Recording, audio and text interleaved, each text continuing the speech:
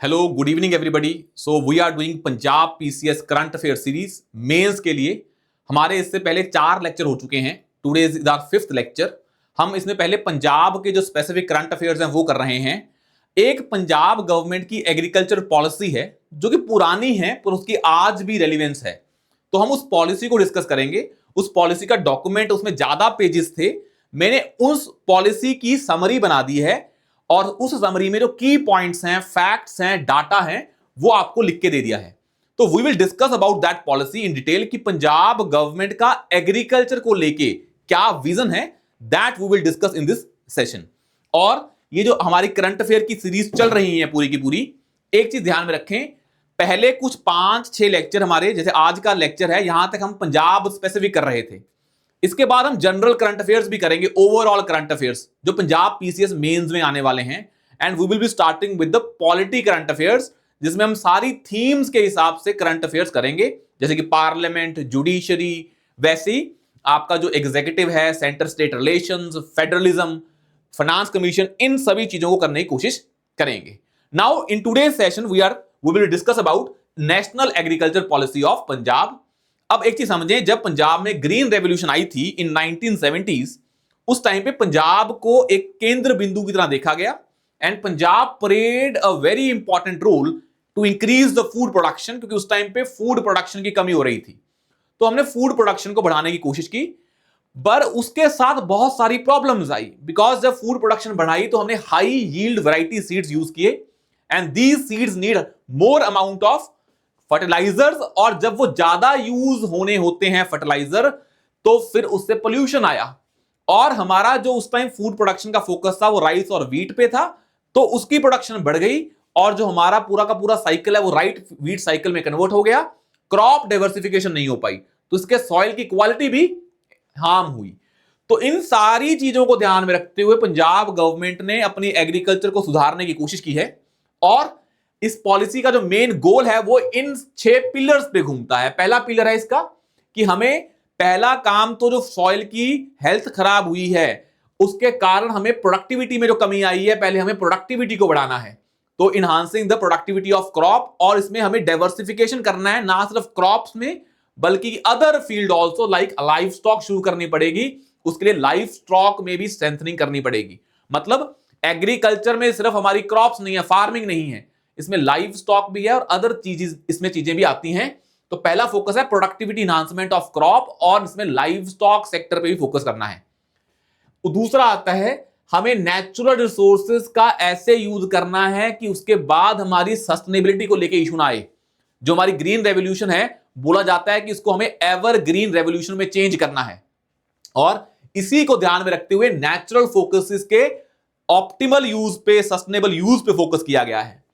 एक हमें फोकस करना है कि भाई हमारी प्रोडक्शन तो बढ़ गई, अब इंडिया में प्रॉब्लम फूड प्रोडक्शन की कम है, उस फूड प्रोडक्शन से जो फार्मर की इनकम आती है वो नहीं बढ़ रही, तो फार्मर इनकम पे फोकस है, improving the economy of farmers. तो जब भी एग्रीकल्चर पे क्वेश्चन आए, पहला काम क्या, प्रोडक्टिविटी बढ़ाने पे फोकस है, नेचुरल रिसोर्सेज का सस्टेनेबल यूज एंड फार्मर की इनकम बढ़ानी है। वो नेशनल गवर्नमेंट का भी गोल है, डबलिंग फार्मर इनकम्स बाय जो 2022 था, और उसको अब बढ़ाने की कोशिश कर रहे हैं। अगला क्या है, हमें हाई वैल्यू क्रॉप्स उगानी है, ना सिर्फ राइस और wheat, cultivation of high value crops.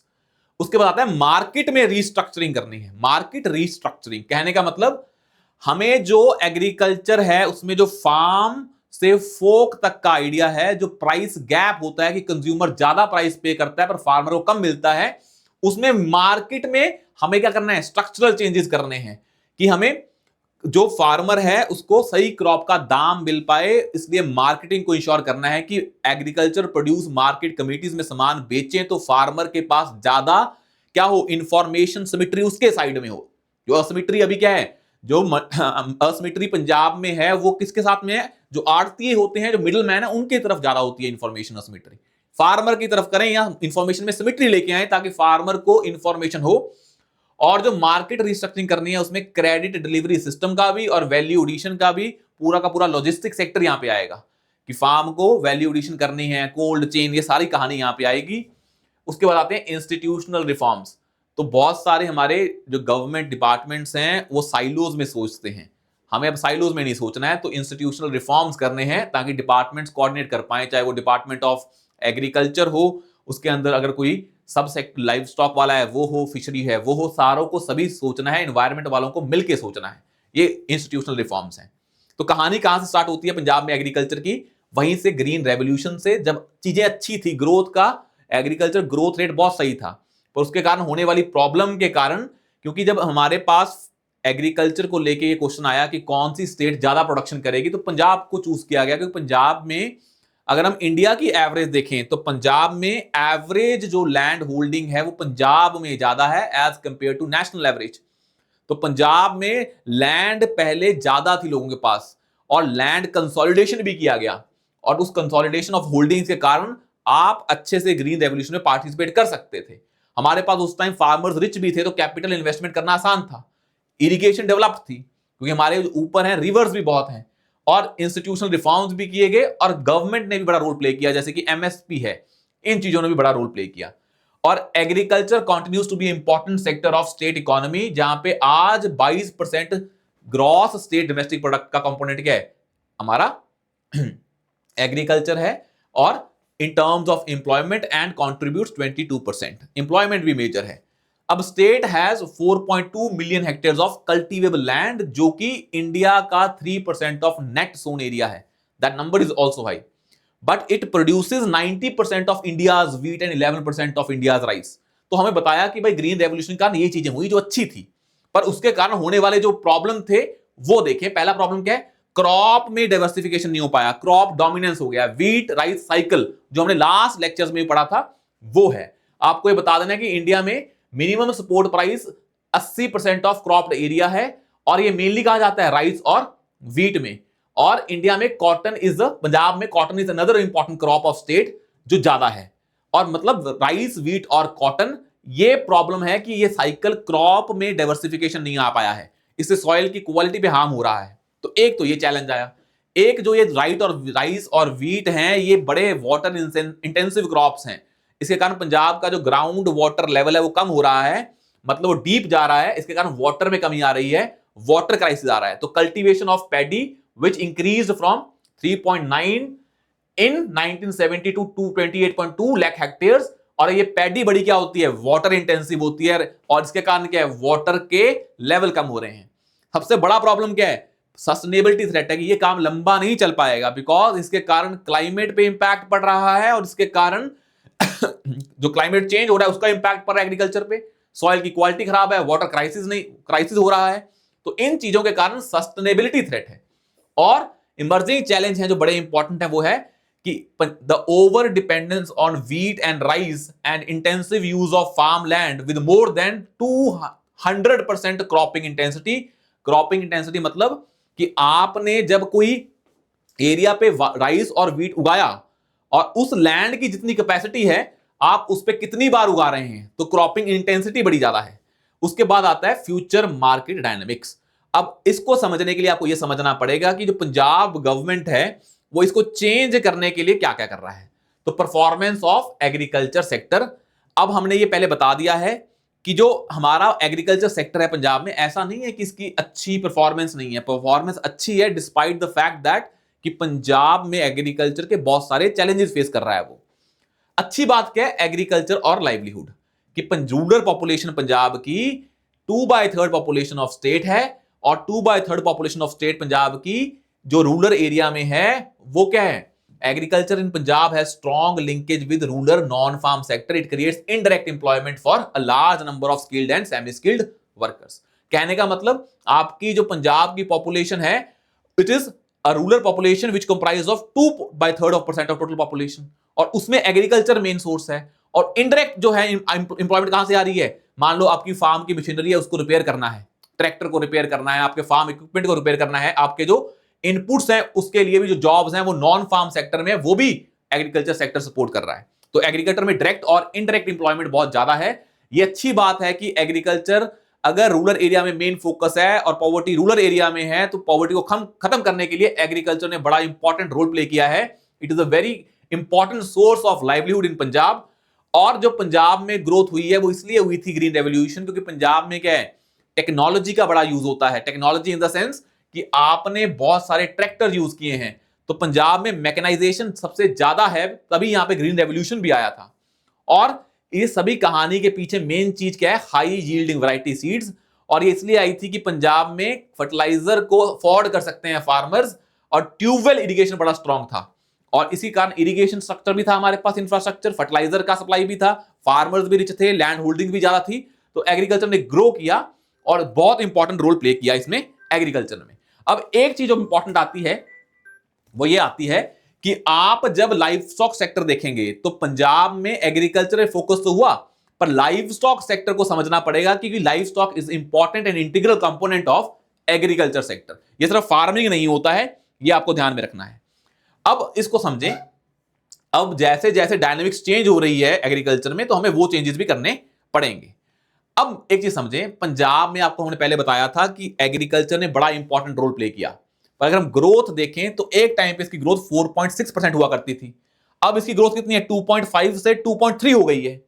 तो ये शो कर रहा है कि एग्रीकल्चर सेक्टर ग्रो नहीं कर रहा है, और इसलिए ग्रो नहीं कर रहा है क्योंकि जो एग्रीकल्चर में हमने पाथ फॉलो किया वो सस्टेनेबल नहीं था। और एक चीज बड़ी इंपॉर्टेंट है कि जब हम इरिगेशन की बात करें या क्रॉप इंटेंसिटी की बात करें, तो अब क्रॉप इंटेंसिटी बहुत बढ़ गई है। इरिगेशन के कारण अब हम कैनाल पे फोकस नहीं कर रहे हैं, ग्राउंड वाटर पे ज्यादा फोकस कर रहे हैं। तो अब जो पॉलिसी ऑब्जेक्टिव्स हैं हमारे, वो इन सभी कंडीशंस पे बेस्ड हैं कि भाई क्या हमारा एग्रीकल्चर का परफॉर्मेंस रहा है, और एक इंपॉर्टेंट कंपोनेंट है लाइव स्टॉक सेक्टर। अब livestock share of livestock sector in जो हमारा एसडीपी है, नेट स्टेट डोमेस्टिक प्रोडक्ट है, from agriculture increased from 25% to 32%, ये बढ़ रहा है मतलब। और मिल्क प्रोडक्शन कितना है? ये हमारा दिया हुआ है। पर कैपिटा अवेलेबिलिटी कितनी है? 932 ग्राम्स पर डे। कहने का मतलब अगर हम बात करें लाइव स्टॉक सेक्टर की, तो पंजाब में इसने अच्छा रोल प्ले किया है। तो स्टेट का फोकस रहता है कि हम लाइव स्टॉक सेक्टर को निगलेक्ट ना करें, डेयरी सेक्टर को निगलेक्ट ना करें। तो along with crops, livestock sector also played an important role in Punjab economy. तो जो एग्रीकल्चर पॉलिसी बनेगी उसमें भी लाइव स्टॉक सेक्टर पे एक्स्ट्रा फोकस किया जाएगा। यह समझ में आना चाहिए आपको कि उस पे एग्रीकल्चर सेक्टर पे एक्स्ट्रा फोकस किया जाएगा।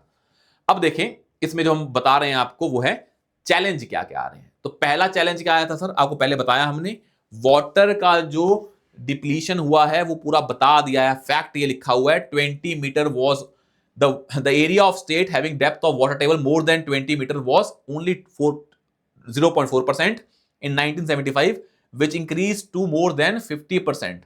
मतलब वाटर टेबल का जो डेप्थ है वो नीचे जा रहा है, क्योंकि हमारा जो फोकस वो क्या है? पंप का यूज किया है। फ्री इलेक्ट्रिसिटी थी तो पंप का ज्यादा यूज किया, ग्राउंड वाटर ज्यादा एक्सट्रैक्ट किया।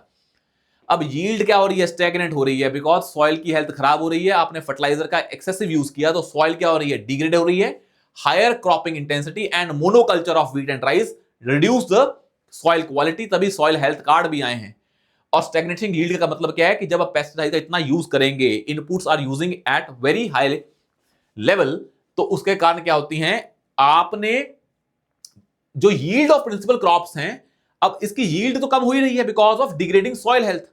साथ में आपकी इनपुट कॉस्ट बढ़ रही है, फर्टिलाइजर का यूज कर रहे हैं तो इनपुट कॉस्ट बहुत ज्यादा है, और इनपुट कॉस्ट के कारण आपकी प्रॉफिटेबल नहीं है एग्रीकल्चर, तो फार्मर की इनकम नहीं बढ़ रही है। तो प्रोडक्शन बढ़ गई है, इनपुट कॉस्ट बढ़ गई है, पर फार्मर की इनकम नहीं बढ़ रही है।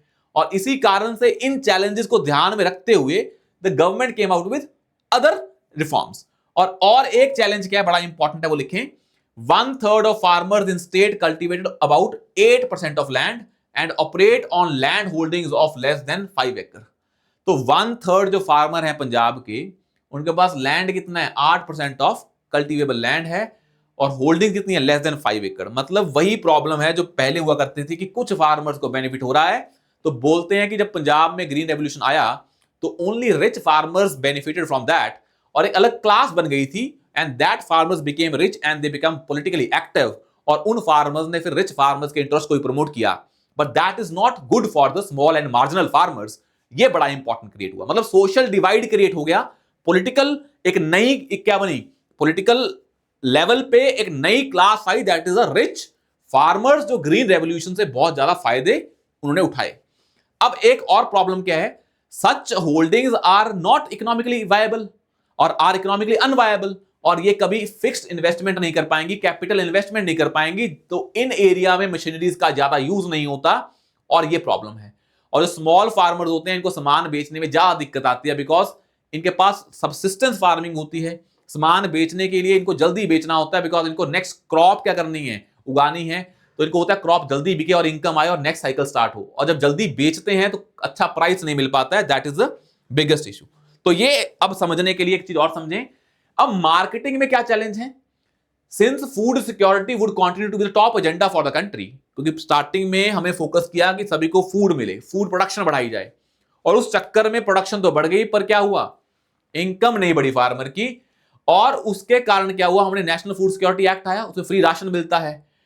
With increase in food production in food deficit state of country, the marketing of food grain produced in Punjab is likely to face serious challenge. मतलब जब फूड प्रोडक्शन अब ज्यादा हो गया है, जो फूड प्रोड्यूसिंग कंट्री जहां फूड प्रोड्यूसिंग स्टेट्स जहां पे फूड कम था, डेफिसिट स्टेट्स थी, वो खुद बनाने लगी हैं फूड को, तो पंजाब वाले जब अब फूड उगाएंगे, मतलब सीरियल्स उगाएंगे, उनकी डिमांड क्या होगी, कम होगी, उनकी मार्केट क्या होगी, कम होगी, अब वो लेवल नहीं रहेगा। तो पहले तो फूड प्रोडक्शन कम थी तो काम बन जाता था कि पंजाब का अनाज कहां जा रहा है, बाकी स्टेट्स में, अब वो नहीं है। अब इसलिए इंपॉर्टेंट क्या हो जाता है, डाइवर्सिफिकेशन, कि भाई अब तुम्हारा जो फूड है आपको हाई वैल्यू क्रॉप्स पे फोकस करना पड़ेगा, right wheat is not going to increase the income of farmers, अब ये कंडीशन नहीं है। और पंजाब एग्रीकल्चर यूनिवर्सिटी ने एक डाटा दिया बड़ा इंपॉर्टेंट कि 1.6 million hectares can be safely put under paddy as against the current area of 2.8। भाई आपको एक काम करना है, पैडी भी चाहिए आपको, एरिया उतना ही रखें कि जितना सस्टेनेबल हो, मतलब वाटर का लेवल ज्यादा ना गिरे, क्रॉप की सॉइल की हेल्थ ज्यादा ना खराब हो, और बाकी क्रॉप पे फोकस करें। तभी पंजाब का एक फोकस रहता है कि मेज की तरफ डाइवर्सिफाई करें, और मेज की तरफ जब जाएंगे आप तो आपका एक तो सॉइल हेल्थ अच्छी होगी और फार्मर की इनकम भी इंश्योर होगी। अब जो क्रॉप डाइवर्सिफिकेशन को रोकने वाला चीज है वो एक ही है, क्या है वो, एमएसपी की गवर्नमेंट की पॉलिसी उसको प्रमोट करती है कि आप राइस व्हीट उगाएं, आपको ये साइकिल को तोड़ना पड़ेगा, and that will be the first step कि आप एमएसपी को थोड़ा सा क्या करें, डाइवर्सिफाई करें, और क्रॉप्स जैसे ऑयल सीड, पल्सेस को भी प्रोक्योर करना स्टार्ट करें फ्रॉम पंजाब, ताकि पंजाब के फार्मर्स को इंसेंटिव मिले।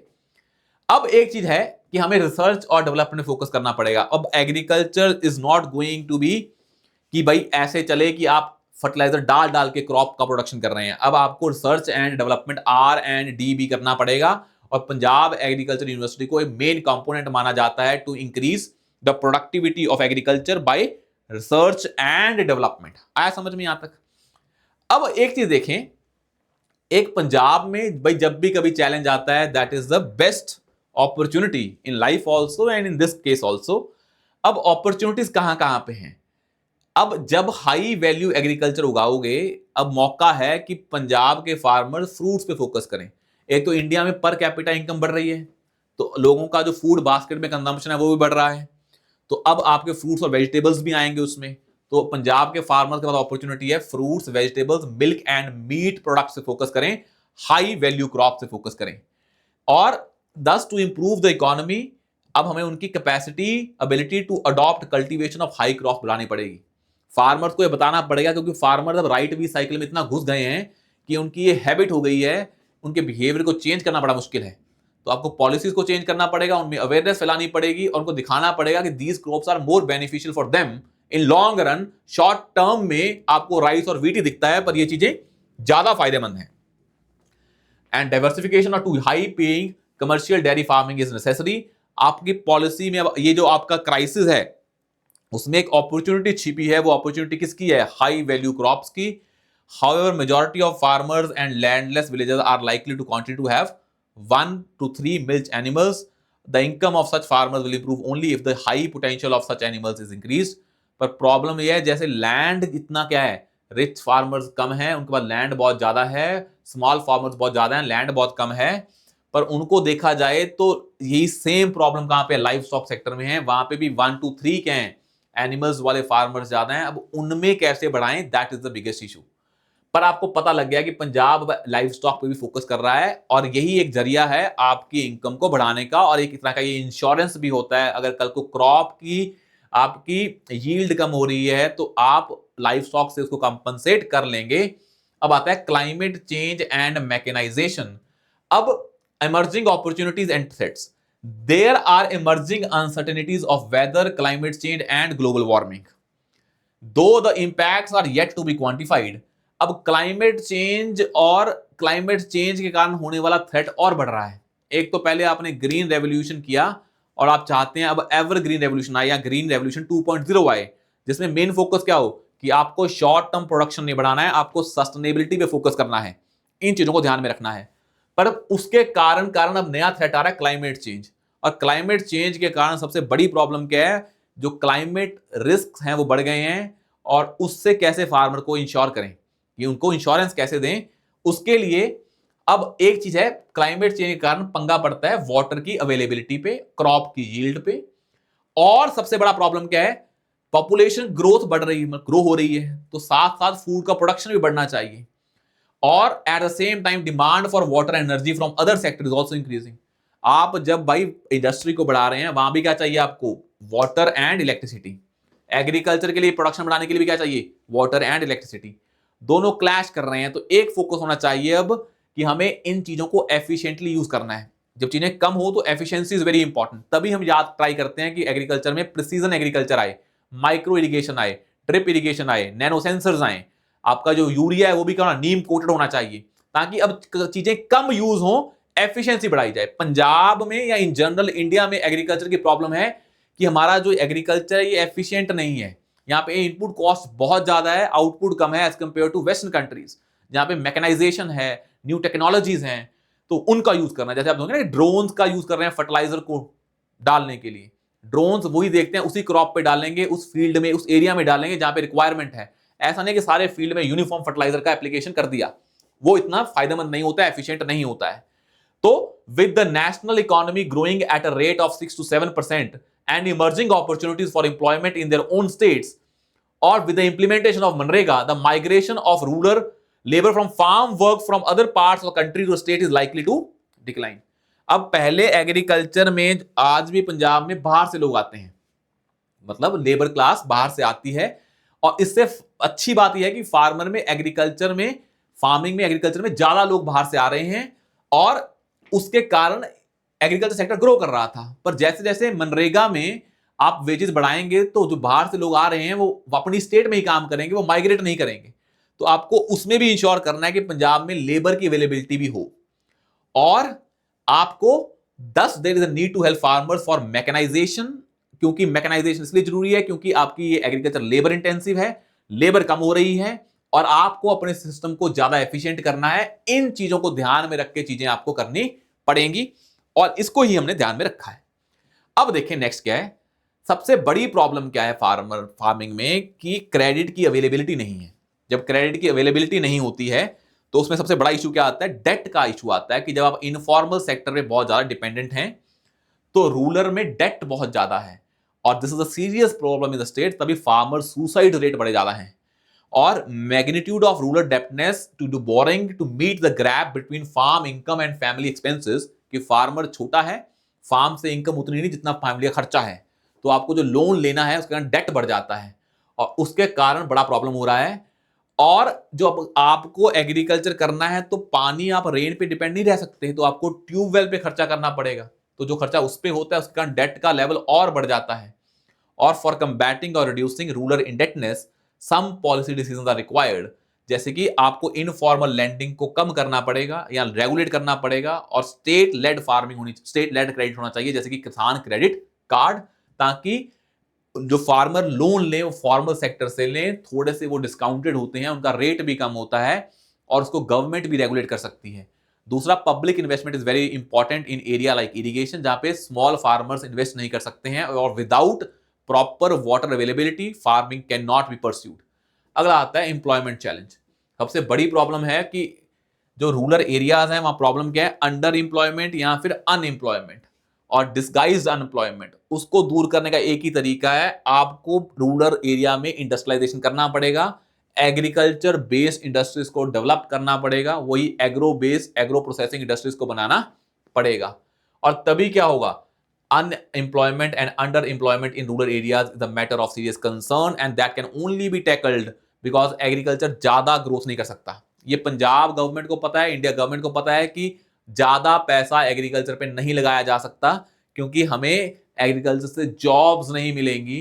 तो जॉब्स मिलेंगी इंडस्ट्री से, तो वहां पे इन्वेस्टमेंट करनी पड़ेगी। जैसे कि मान लो PLI स्कीम है, प्रोडक्शन लिंक्ड इंसेंटिव स्कीम है, जैसे कि हमारी PM गति शक्ति स्कीम है, इंफ्रास्ट्रक्चर बिल्डिंग वाली हमारी स्कीम है, मान लो जो इंफ्रास्ट्रक्चर को बनाएगी या इंडस्ट्री को प्रमोट करेगी, मेक इन इंडिया स्कीम है, ताकि रूरल एरियाज में जो लोग हैं जो अनएम्प्लॉयड हैं या अंडर एम्प्लॉयमेंट है उसको दूर करेगी इंडस्ट्रीज। पर अभी एग्रीकल्चर में एक ही काम किया जा सकता है कि एग्रीकल्चर को एफिशिएंट बनाएं, जो पैसा खर्च हो रहा है उसको कम खर्चे से भी एग्रीकल्चर ग्रो कर पाए और बाकी पैसे को इंडस्ट्री पे स्पेंड करें। ये हमारा गोल है। पर हमें फार्मर्स को भी ट्रेन करना पड़ेगा, वोकेशनल ट्रेनिंग, स्किल डेवलपमेंट, ताकि उनको क्या करना हो, इंडस्ट्री में डालना आसान हो जाए, ताकि एग्रीकल्चर में जो अनएम्प्लॉयमेंट का इशू है उसको डील किया जा सके। These are the policy objective. तो पहला गोल क्या है, जो भी हमारा एग्रीकल्चर होगा ये अब सस्टेनेबल होना चाहिए, एवर ग्रीन रेवोल्यूशन या ग्रीन रेवोल्यूशन 2.0, ताकि जो भी हम कर रहे हैं इसमें कोई भी इशू ना आए। आया समझ में? एक है बेटर लाइवलीहुड्स। अब एक चीज समझें, इस डॉक्यूमेंट में जो भी हमने लिखा है आपको कुछ नहीं करना है। मैंने 50-60 पन्नों का डॉक्यूमेंट 50-60 पन्नों का डॉक्यूमेंट को मैंने कन्वर्ट कर दिया है 10-12 पन्नों में की फैक्ट है। अब इसको आप एग्रीकल्चर पे वैसे क्वेश्चन आएगा वैसे भी आंसर कर दें, पर पंजाब PCS में क्वेश्चन एग्रीकल्चर पे आएगा तो पंजाब स्पेसिफिक आएगा, तभी मैंने पंजाब स्पेसिफिक डाटा भी आपको यहां पे दे दिया है। जब हम एग्रीकल्चर टॉपिक इन जनरल करेंगे बाद में, तो आपको वहां भी फैक्ट मिलेंगे, वो इंडिया लेवल के होंगे। आप दोनों को क्लब करके आंसर लिख दें, अंतर क्या होगा, अच्छा होगा। जो पंजाब PCS में बच्चे कह रहे थे कि क्या पंजाब स्पेसिफिक एग्जांपल लिखनी है, तो एक चीज समझ लें, अगर पंजाब PCS के एग्जाम में आप हर GS के आंसर में एक पंजाब की एग्जांपल डाल दें, फॉर एग्जांपल एक क्वेश्चन आया अनएम्प्लॉयमेंट का, तो आपने पंजाब का स्पेसिफिक डाटा दे दिया। एक क्वेश्चन आया सिक्योरिटी का, आपने पंजाब का भी एग्जांपल दे दिया। एक क्वेश्चन आया मान लो आपका लेजिस्लेचर का, आपका पंजाब की लेजिस्लेचर का एग्जांपल दे दिया। एक क्वेश्चन आया माइग्रेशन का, आपने पंजाब का एग्जांपल दे दिया। तो जो ये चीजें आएंगी तो इससे आपके आंसर और बढ़ जाएंगे, because you are going to hold a position at state level. तो अगर स्टेट की इंफॉर्मेशन ज्यादा है तो that is always beneficial to get good marks. तो ये आपको पंजाब स्पेसिफिक एग्जांपल तैयार करती रहनी है ताकि आप आंसर में लिख पाए, दैट इज वेरी इंपॉर्टेंट। और दूसरा है बेटर लाइवलीहुड। पहला है सस्टेनेबिलिटी इंश्योर करो, फिर है लाइवलीहुड बेटर हो, ताकि ये तभी होगा जब आप क्या करेंगे, बेटर वैल्यू एडिशन और ये लाइवलीहुड इंश्योर करेंगे। उसके बाद आपको करना है कॉस्ट को कम करना है। इसके बिना एग्रीकल्चर ग्रो नहीं कर सकता है। जब तक कॉस्ट कम नहीं होगी फार्म की इनकम नहीं बढ़ेगी। At present problem is this, farmer जो इनपुट कॉस्ट है बहुत ज्यादा है, इनकम इतनी नहीं है, तो फार्मर को नुकसान हो रहा है। तो इनकम, तो प्रॉब्लम यह है कि अगर फार्मर के चीजों के प्राइस बढ़ा देंगे तो कंज्यूमर पे इंपैक्ट पड़ता है। हम चाहते हैं प्राइसेस ज्यादा ना बढ़े, बस कॉस्ट कम हो जाए। तो प्राइसेस उतनी भी रहेंगे, कॉस्ट कम होगी तो फार्मर का नेट प्रॉफिट बढ़ जाएगा। इसको ध्यान में रखना है। तो reduced cost along with raising productivity, emphasis should be on reducing the cost of production. और कब कैसे आएगा ये, when you start using mechanisation. और मैकेनाइजेशन के लिए एक चीज क्लियर है, कस्टम हायरिंग सेंटर्स। इसका मतलब क्या है, जो स्मॉल मार्जिनल फार्मर है ये बड़ी कैपिटल इन्वेस्टमेंट नहीं कर पाएंगे, तो हम कस्टम हायरिंग सेंटर बनाएंगे जहां पे आपको इक्विपमेंट मिलेंगे रेंट पे। तो स्मॉल फार्मर वहां से लेके उसका यूज करके वापस उसको दे सकते हैं। दे जस्ट हैव टू पे अ rent for that is custom hiring services. That is very important, ताकि मैकेनाइजेशन हो सके for small and marginal farmers also. और एक चीज बड़ी इंपॉर्टेंट है जो फार्मिंग में हमें करनी है, वो है that is this, to ensure faster and sustainable agriculture it is essential to maintain ground water balance, जो हमने पहले भी बताया है आपको। high value crops requiring low water, तो आपको वो क्रॉप्स उगानी है जहां पे वाटर की रिक्वायरमेंट क्या है, कम है। आपको जो स्मॉल मार्जिनल फार्मर है इनके लिए लाइव स्टॉक इंश्योर करना है ताकि इनका इनकम भी बढ़ पाए। मैकेनाइजेशन करनी है, स्टेट को इंसेंटिव देना पड़ेगा, कैपिटल इन्वेस्टमेंट में पब्लिक इन्वेस्टमेंट बढ़ानी पड़ेगी फॉर एग्रीकल्चरल इंफ्रास्ट्रक्चर। आपको जो फ्रूट वेजिटेबल है, अगर आपने बोला हाई वैल्यू क्रॉप उगानी है, फ्रूट्स एंड वेजिटेबल्स उगाने हैं, तो आपको उसके लिए लॉजिस्टिक सेक्टर स्ट्रॉन्ग करना पड़ेगा, स्टोरेज हाउसेस देने पड़ेंगे, क्योंकि जो फ्रूट्स हैं वेजिटेबल्स हैं ये क्या हैं, ये पेरिशेबल होते हैं। बिना स्टोरेज के फार्मर्स को कोई भी इंसेंटिव नहीं है इसको उगाने का, तो आपको ये भी करना पड़ेगा।